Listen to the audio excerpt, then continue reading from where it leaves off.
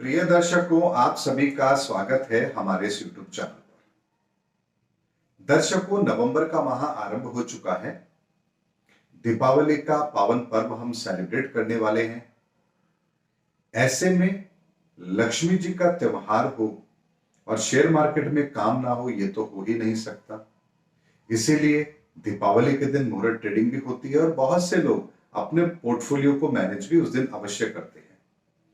ऐसे में हमारे बहुत सारे दर्शक भी ये जानना चाहते हैं कि आने वाले समय के अंदर शेयर मार्केट का रुख कैसा रहने वाला है और उन्हें क्या करना चाहिए।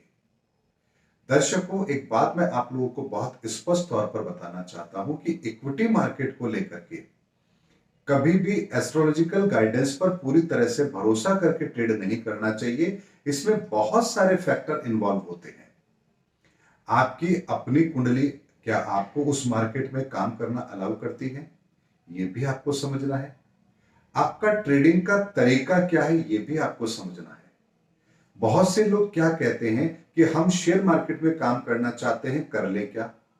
हम शेयर मार्केट में इन्वेस्ट करना चाहते हैं, कर लें क्या? लेकिन वो इन्वेस्टमेंट की परिभाषा को ही नहीं जानते हैं और फिर शेयर मार्केट से जब नुकसान होने लगता है तो वो लोग शिकायत भी करते हैं, अपने आप को भी दोष देते हैं, मार्केट को दोष देते हैं।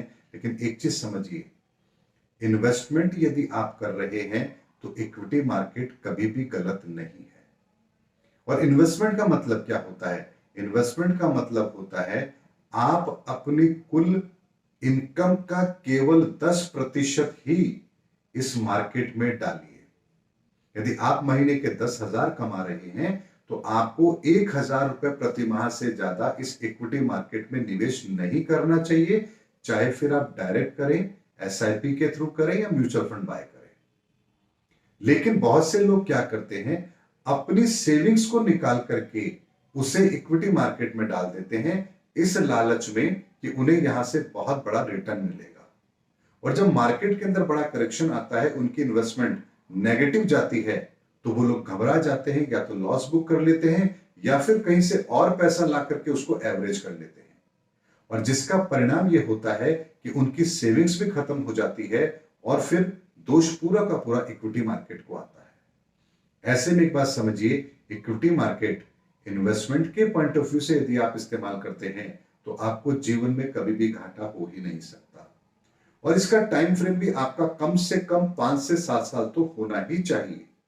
यानी आज आप इक्विटी मार्केट में इन्वेस्ट कर रहे हैं तो आप अपने मासिक आय का केवल 10% इस मार्केट में डालिए और 5 से 7 साल तक कम से कम इसमें बने रहिए। और जब भी आपको लगता है कि 5-7 साल के बाद में भी मार्केट अभी पीक पर नहीं है, मार्केट तेज नहीं है, तो उस इन्वेस्टमेंट को बनाए रखिए। और जब पीक आता है, तेजी इस मार्केट में आती है, तब आपको अपने इन्वेस्टमेंट को इनकैश भी करना चाहिए, यानी कि पैसा निकालना भी चाहिए। जैसे यदि मैं आपसे कहूं किसी ने आज से 5-10 साल पहले इक्विटी मार्केट में इन्वेस्ट किया है तो इस समय पर उसे 80% अपने पोर्टफोलियो को प्रॉफिट बुक करके उस पैसे को अपने पास रखना चाहिए और केवल 20% पैसा ही इस मार्केट में इन्वेस्ट रखना चाहिए। क्योंकि मार्केट अपनी बहुत ज्यादा हाई वैल्यूएशन पर है और इसमें प्रॉफिट बुकिंग, बड़ी प्रॉफिट बुकिंग कभी भी बन सकती है। ऐसे में जब भी अंतरराष्ट्रीय बाजारों के अंदर मार्केट की स्थिति ठीक होगी, व्यापार की स्थिति ठीक होगी, तो पैसा इक्विटी मार्केट से निकलेगा और एक बड़ी प्रॉफिट बुकिंग भी हम देखेंगे। लेकिन अभी इसमें समय है। लेकिन अगर हम बात करें नवंबर के माह की, तो नवंबर के माह के अंदर मार्केट दोनों तरह से अपनी चाल दिखाएगा, अप एंड डाउन दोनों होंगे। लेकिन ना ज्यादा बड़ी मंदी होगी, ना ज्यादा बड़ी तेजी होगी। मार्केट 1000 पॉइंट निफ्टी नीचे, 1000 पॉइंट निफ्टी ऊपर, इसी रेंज के अंदर घूमती रहेगी। ज्यादा से ज्यादा पैनिक होगी तो 1000 पॉइंट का करेक्शन आप देखेंगे, लेकिन वो भी एक साथ नहीं, 4 से 5 दिन के अंदर करेक्शन आएगा, फिर रिकवरी मोड में आएगा। ये साइडवेज बाजार अभी चलेगा। ऐसे में आपको अपने इन्वेस्टमेंट को बहुत ही सावधानी के साथ में करना चाहिए। और एक बात मैं आप लोगों को और बताना चाहूंगा, इस समय पर मार्केट में बिना स्टॉप लॉस के साथ काम नहीं करना चाहिए और ओवरनाइट पोजीशन ले जाने से पहले बहुत बार सोचना चाहिए कि क्या आपकी फाइनेंशियल पोजीशन उस पोजीशन को ले जाने की है या नहीं है। दर्शकों, उसके अलावा एक बात और बताता हूं कि वर्तमान के अंदर शुक्र इस समय पर धनु राशि के अंदर है और धनु राशि उसके अति शत्रु राशियों में से आती है, यानी बृहस्पति की राशि में शुक्र इस समय पर है। ऐसे में मार्केट के अंदर एक बड़ी तेजी नहीं बनेगी और मार्केट के अंदर एक बड़ी मंदी भी नहीं बनेगी, क्योंकि ग्रहों की कोई भी परिस्थिति मार्केट को इस समय खराब नहीं कर रही है, लेकिन उसे सपोर्ट भी नहीं कर रही है। ऐसे में ये मार्केट साइडवेज रहेगा और आप लोगों को अपनी पोजीशन अपने व्यक्तिगत अनुभव के आधार पर बनानी चाहिए, लेकिन बिना स्टॉप लॉस के नहीं बनानी चाहिए। यह बात मैं उन लोगों के लिए कह रहा हूं जो लोग ट्रेडिंग करते हैं, और जो लोग इन्वेस्टमेंट करते हैं उनको घबराने की आवश्यकता नहीं है। मार्केट ऊपर नीचे होता रहेगा, लेकिन आपकी इन्वेस्टमेंट ठीक बनी रहेगी। लेकिन आपके इन्वेस्टमेंट के रिटर्न आपको तब मिलेंगे जब आप पैनिक स्टॉक से दूर रहेंगे, फंडामेंटल देख करके आप इन्वेस्टमेंट करेंगे, तो ही आपका इन्वेस्टमेंट ठीक होगा। दर्शकों, मार्केट आपको पैसा बनाने की अपॉर्चुनिटी भी देता है, तो बड़े प्लेयर के हाथों आपको ठगा जाए इसकी संभावना भी बनाता है। ऐसे में केवल भाव देख करके शेयर मत खरीदिए और किसी के टिप्स पर भी भरोसा करके मार्केट में काम मत कीजिए। फंडामेंटल चीजों को समझने की कोशिश कीजिए, खुद एनालिसिस कीजिए, और जिस शेयर के अंदर पब्लिक बहुत ज्यादा इन्वॉल्व नहीं है उनमें यदि आप इन्वेस्टमेंट करेंगे तो आपकी लॉस की पॉसिबिलिटीज बहुत कम होगी।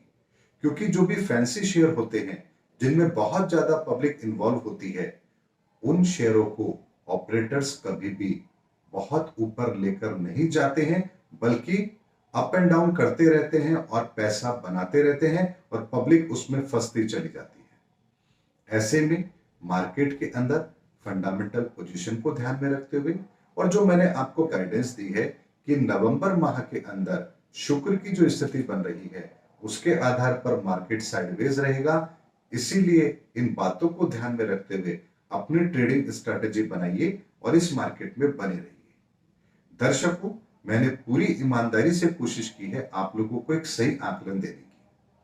मैं ये नहीं कहता कि मेरा आकलन ठीक होगा, क्योंकि एक ग्रह की स्थिति से पूरी दुनिया के लोग चलते हैं। ऐसे में कौन क्या एक्शन लेगा ये भी देखना बहुत जरूरी है, और बहुत सारी ऐसी घटनाएं भी हैं जिनका भी इस मार्केट पर असर होता है।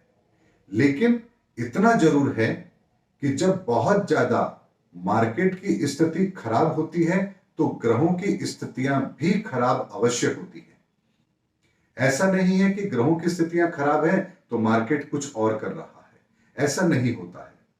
कोविड की वजह से प्रॉब्लम्स आई तो मार्केट भी करेक्ट हुआ, लेकिन कोविड से रिकवरी होने लगी तो मार्केट ने भी रिकवरी की।